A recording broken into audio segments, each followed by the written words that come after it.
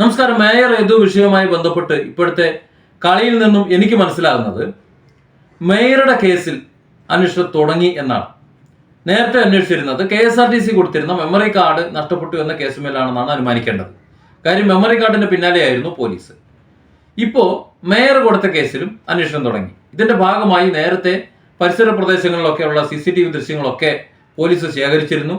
അതിൽ വാഹനം KSRTC വാഹനം അതിവേഗതയിൽ പോയിരുന്നോ, രാഷ്ട്രീയ നടത്തിയിരുന്നോ, അതല്ലെങ്കിൽ മറ്റു വാഹനങ്ങളെ ഇടിക്കാൻ ശ്രമിച്ചിരുന്നോ, ഓട്ടോറിക്ഷയിൽ ഇടിക്കാൻ ശ്രമിച്ചിരുന്നോ, ഇതൊക്കെ മേയർ ആരോപിച്ചതുപോലെ തെളിയിക്കാൻ വേണ്ടിയിട്ട് കുറെ CCTV ദൃശ്യങ്ങളും അവരെടുത്തു വെച്ചിരുന്നു. പക്ഷെ ആ ദൃശ്യങ്ങളൊന്നും തന്നെ യദു കൊടുത്ത പരാതിയിൽ അന്വേഷിക്കാനല്ല. യദു കൊടുത്ത പരാതിയിൽ കൂടി അന്വേഷിക്കാനായിരുന്നു എന്നുണ്ടെങ്കിൽ മേയർ കാണിച്ചിട്ടുള്ള വേലകൾ, അതിന്റെ മുന്നിലും പിന്നിലും നടത്തിയിട്ടുള്ള ഡ്രൈവിങ്ങും, മുന്നിൽ KSRTC ബസിന്റെ മുന്നിൽ വിലം കിട്ടതും ഒക്കെ ആ അന്വേഷണ പരിധിയിൽ വരുമായിരുന്നു. പക്ഷെ അതൊന്നും വരുന്നിട്ടില്ല. അത് വരാത്തത് കൊണ്ട് യദു കൊടുത്ത പരാതി അന്വേഷിച്ചിട്ടില്ല എന്ന് തന്നെ പറയാം. ഇവിടെ ആ ദൃശ്യങ്ങളെല്ലാം എടുത്തത് ബസ് വേഗത്തിൽ പോയിട്ടുണ്ടോ, മറ്റ് ട്രാഫിക് വയലേഷൻസ് വല്ലതും നടത്തിയിട്ടുണ്ടോ, ഇതൊക്കെയാണ്. ഇപ്പോൾ അറിയുന്നത് തിരുവനന്തപുരം ചീഫ് ജുഡീഷ്യൽ മജിസ്ട്രേറ്റ് കോടതിയിൽ പോലീസ് അപേക്ഷ കൊടുത്തിരിക്കുന്നു മേയറുടെ മൊഴിയെടുക്കാൻ എന്നാണ്. മിക്കവാറും മേയറുടെ അവരുടെ മൊഴി രേഖപ്പെടുത്തുന്നത്, ഔദ്യോഗികമായി രേഖപ്പെടുത്തുന്നത് അവരുടെ കേസിൽ തന്നെ ആയിരിക്കണം, പ്രോട്ടോകോൾ പ്രകാരമായിരിക്കണം അങ്ങനെ ഒരു അപേക്ഷ കൊടുക്കുന്നത്. ഇത് യദുവിന്റെ പരാതിന്മേലാണെന്നുണ്ടെങ്കിൽ യദുവിനെ തൂക്കിയെടുത്തുകൊണ്ട ഒരു ആവശ്യമൊന്നും വരുന്നില്ലല്ലോ.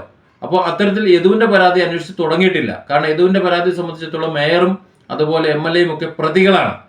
രഹസ്യമൊഴി എടുക്കേണ്ട ആവശ്യമൊന്നുമില്ല. നോട്ടീസ് കൊടുത്ത് വിളിച്ചു വരുത്തിയിട്ട് പരസ്യമായ മൊഴി എടുത്താൽ മതി. അപ്പോൾ രഹസ്യമൊഴിയാണ് എടുക്കുന്നത് കൊണ്ട് നമ്മൾ മനസ്സിലാക്കേണ്ടത് ഇവിടെ യദു ലൈംഗിക ചേഷ്ട നടത്തി എന്നതാണ് കേസ്. അങ്ങനെ ഒരു കേസാകുമ്പോൾ ആ മേയർ അവിടെ ഇരയാണ്. അപ്പോൾ ഇരയെ വെളിച്ചത്ത് കൊണ്ടുവരാൻ പാടില്ലല്ലോ, ഹൈഡ് ചെയ്ത് വെക്കണം. അങ്ങനെ ഹൈഡ് ചെയ്ത് വെച്ചുകൊണ്ട് രഹസ്യമൊഴി എടുക്കാൻ വേണ്ടിയിട്ട് വിളിച്ചു വരുത്തുകയാണെന്ന് മനസ്സിലായാൽ മതി. പക്ഷെ ഇവിടെ അതും ഉറപ്പിച്ച് പറയാൻ വയ്യ. ഇവിടെ ഇടതുപക്ഷമാണെന്നുണ്ടെങ്കിൽ, തങ്ങളുടെ പ്രതിയായാലും വാദിയായാലും അവർക്ക് അവരുടെ കൊടിയുടെ നിറം ചുവപ്പാണെന്നുണ്ടെങ്കിൽ സംഗതി ഏത് വഴിക്കും വളയുന്ന ഒരു പോലീസ് സംവിധാനമാണ് ഇവിടെ ഉള്ളതെന്ന് നേരത്തെ തന്നെ തെളിവുണ്ട്. കാരണം മുഖ്യമന്ത്രിയുടെ ഗൺമാൻ ഇതിനു മുമ്പ് ഒരു വിളവ് നടത്തിയിരുന്നു, അതായത് ഒരു ജീവനരക്ഷാ പ്രവർത്തനം നടത്തിയിരുന്നു ഈ നവകേരള സദസ്സുമായിട്ട് ബന്ധപ്പെട്ടിട്ട് യൂത്ത് കോൺഗ്രസ്സുകാരുടെ മേലെ. അപ്പോൾ അതുമായിട്ട് ബന്ധപ്പെട്ട് ഗൺമാനെ ചോദ്യം ചെയ്തത് അതീവ രഹസ്യമായിട്ട് ആരും അറിഞ്ഞില്ല, പത്രക്കാരെന്ന് പറഞ്ഞാൽ ആർക്ക് റിപ്പോർട്ട് ചെയ്യാൻ പറ്റിയില്ല. അപ്പോൾ അതുപോലെ മേയറുടെ മൊഴിയെടുക്കുന്നു, ചോദ്യം ചെയ്യലെല്ലാം മൊഴിയെടുക്കാൻ വേണ്ടിയിട്ട് ചോദിക്കുന്നു. ഏതായാലും എന്തിനാണ് യദു കോടതിയിൽ പോയത്, ആ കോടതിയിൽ പോയ കഥ അവിടെ തന്നെ നിൽക്കുന്നു എന്നാണ് മനസ്സിലാക്കേണ്ടത്. നിലവിൽ ആ കേസിന് ഒരു മാറ്റവും സംഭവിച്ചിട്ടില്ല. പോലീസിനോട് കേസെടുക്കാൻ പറഞ്ഞു. ആ കേസെടുക്കാനുള്ള വകുപ്പുകൾക്ക് കാര്യങ്ങൾക്കും വേണ്ടിയിട്ടുള്ള ആ ഒരു മൊഴി പോലീസിലേക്ക് കൊടുത്തു. ആ മൊഴികൾ പറഞ്ഞ പ്രകാരം ജാമ്യമില്ലാ വകുപ്പെല്ലാം ചേർത്ത് കണ്ട് പോലീസ് കേസെടുത്തു. അത് ഫയല് ഭദ്രമാക്കി അവിടെ വെച്ചിട്ടുണ്ട്. പക്ഷെ അത് പിന്നീട് എടുത്തിട്ടില്ല. ഇവിടെ മേയർ കൊടുത്ത കേസായതുകൊണ്ട്, മേയർ ഇരയായതുകൊണ്ട് രഹസ്യമൊഴി എടുക്കുന്നു. ആ രഹസ്യമൊഴിയിന്മേൽ അന്വേഷണം എടുക്കുന്നു. ആ രഹസ്യമൊഴിയിൽ നിന്ന് അന്വേഷണം എടുത്തിട്ട് ഇനിയിപ്പോൾ ഒരു പക്ഷേ യദുവിനെ പ്രതിയാക്കിക്കൊണ്ട് യദുവിനെ നാളെ വേറെ എന്തെങ്കിലുമൊക്കെ ചെയ്യുമായിരിക്കും, പറയാൻ പറ്റൂല. നോക്കൂ, ഇവിടെ എന്തുകൊണ്ടാണ് സത്യസന്ധമായ ഒരു അന്വേഷണമാണെന്നുണ്ടെങ്കിൽ ഈ CCTV ദൃശ്യങ്ങളെല്ലാം ഒരുപോലെ പരിശോധിക്കാത്തത്?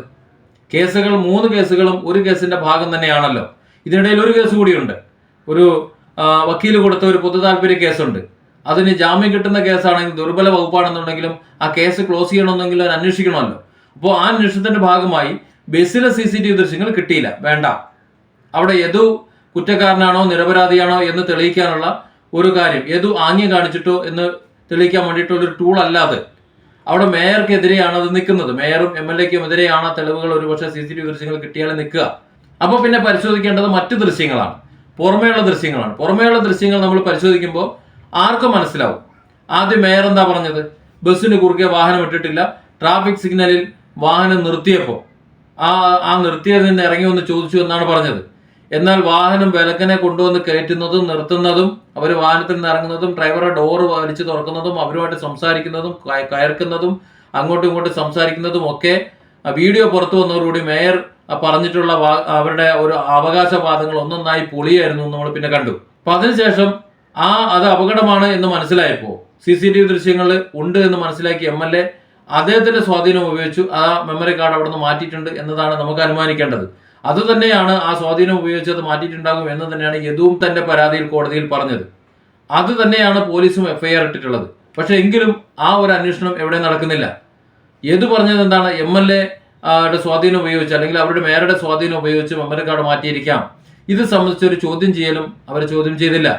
രഹസ്യമായോ പരസ്യമായോ ചോദ്യം ചെയ്തില്ല. പകരം യദുവിനെ ഒരു പ്രതിയെ കസ്റ്റഡിയിൽ എടുക്കുന്നത് പോലെ വഴിയിൽ നിന്ന് തൂക്കിയെടുത്ത് കൊണ്ടുപോയി ചോദ്യം ചെയ്യുന്നതാണ് നമ്മൾ കണ്ടത്. അതിൽ നിന്ന് മനസ്സിലാക്കേണ്ടത് യദു കൊടുത്ത കേസ്, കോടതിയിൽ നിന്ന് വന്ന കേസ് തൊട്ടിട്ടില്ല എന്ന് തന്നെയാണ്. അത് അവിടെ തന്നെ ഇരിക്കുകയാണ്. പകരം ഇവിടെ പോലീസ് അന്വേഷിക്കുന്നത് മെമ്മറി കാർഡിനെ കുറിച്ചാണ്. മെമ്മറി കാർഡ് എന്ന് പറയുമ്പോൾ ആ KSRTC കൊടുത്തിട്ടുള്ള മെമ്മറി കാർഡിന്റെ കേസ്, കേവലം ഒരു മെമ്മറി കാർഡ് നഷ്ടപ്പെട്ടതിന് മാത്രമാണ് KSRTC കേസ് കൊടുത്തത്.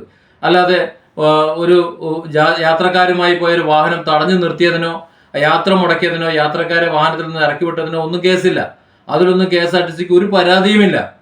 എന്തിന് ഇവരെ പേടിച്ചിട്ട് യാത്രക്കാർ പോലും പരാതി പറയുന്നില്ല എന്നാണ് പറയുന്നത്. അതിൽ ഒരു യാത്രക്കാരന്റെ വീഡിയോ ഡിലീറ്റ് ചെയ്തത് തന്നെയാണ് ഇവരായിരിക്കും അവരുടെ ഭരണ സ്വാധീനം വെച്ചുകൊണ്ട് അല്ലെങ്കിൽ അവരുടെ രാഷ്ട്രീയ സ്വാധീനം വെച്ചുകൊണ്ട് ആരെങ്കിലും ഉപയോഗപ്പെടുത്തി മെമ്മറി കാർഡ് മാറ്റിയിട്ടുണ്ട് എന്നുള്ളത് നമുക്ക് ചിന്തിക്കാനേ പറ്റും. പക്ഷെ പോലീസിനെ ചിന്തിക്കാൻ കഴിയില്ല. പോലീസിനെ സംബന്ധിച്ചിടത്തോളം അത് ആ മെമ്മറി കാർഡ് എടുത്തുകൊണ്ട് പോയത് ഒന്നുകിൽ യദുവാണ്, അല്ലെങ്കിൽ ആ KSRTC സ്റ്റേഷൻ മാസ്റ്ററാണ്. ഇവർ രണ്ടുപേരാണ്. ആ സ്റ്റേഷൻ മാസ്റ്റർ അറിയാലോ കഴിഞ്ഞ ദിവസം വളരെ കഷ്ടപ്പെടുത്തിയത്.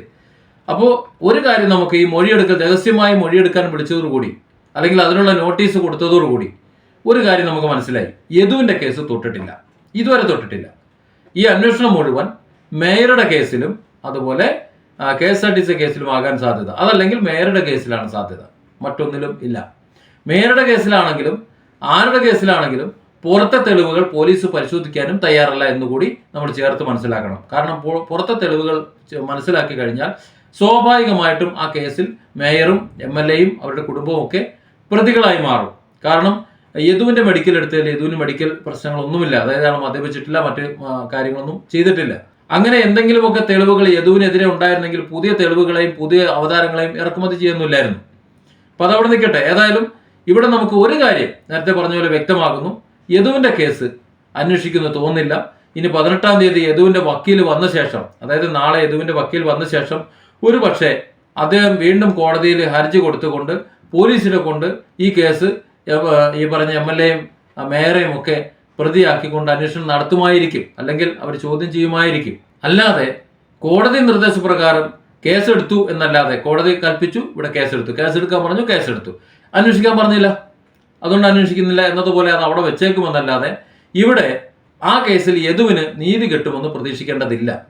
ഗണേഷ് കുമാർ മന്ത്രി എന്തായാലും നീതി കൊടുക്കില്ല എന്ന്, മന്ത്രി ഗവൺമെന്റിന്റെ അതേ കോലത്തിലാണെന്നും മേയറുടെയും MLAയുടെയും അതേ പാത ചേർന്ന് തന്നെയാണ് നടക്കുന്നതെന്നും കഴിഞ്ഞ പത്രസമ്മേളനത്തിൽ മനസ്സിലായി.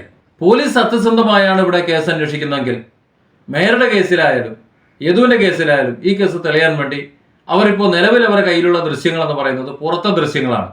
റാഷ് ഡ്രൈവ് നടത്തുന്നതായിട്ട് യദു മോശം ഡ്രൈവിംഗ് നടത്തിയോ എന്ന് പരിശോധിക്കാൻ വേണ്ടി എടുത്തു വെച്ചിട്ടുള്ള തെളിവുകൾ, അതേ തെളിവുകൾ ഉപയോഗിച്ച് മേയറും അതുപോലെ എന്തെങ്കിലും വേലകൾ കാണിച്ചിട്ടുണ്ടോ, മേയർ ബസ്സിന് വിലം കിട്ടിയിട്ടുണ്ടോ, നിർത്തിയിട്ടുണ്ടോ, അതുപോലെ സൈഡ് വ്യൂവിൽ നിന്ന് MLA ബസ്സിൻ്റെ ഉള്ളിലേക്ക് കയറുന്നുണ്ടോ, അതിൽ നിന്ന് യാത്രക്കാർ അവിടെ ഇറങ്ങുന്നുണ്ടോ, ഇത്തരം കാര്യങ്ങളൊക്കെ പരിശോധിച്ചുകൊണ്ട് സത്യസന്ധമായ ഒരു അന്വേഷണം എടുക്കണമെന്നാണ് ജനം ആഗ്രഹിക്കുന്നത്. പക്ഷെ അത് പ്രതീക്ഷിക്കാൻ കഴിയില്ല എന്നാണ് ഇതുവരെയുള്ള അനുഭവം കൊണ്ട് മനസ്സിലാകുന്നത്.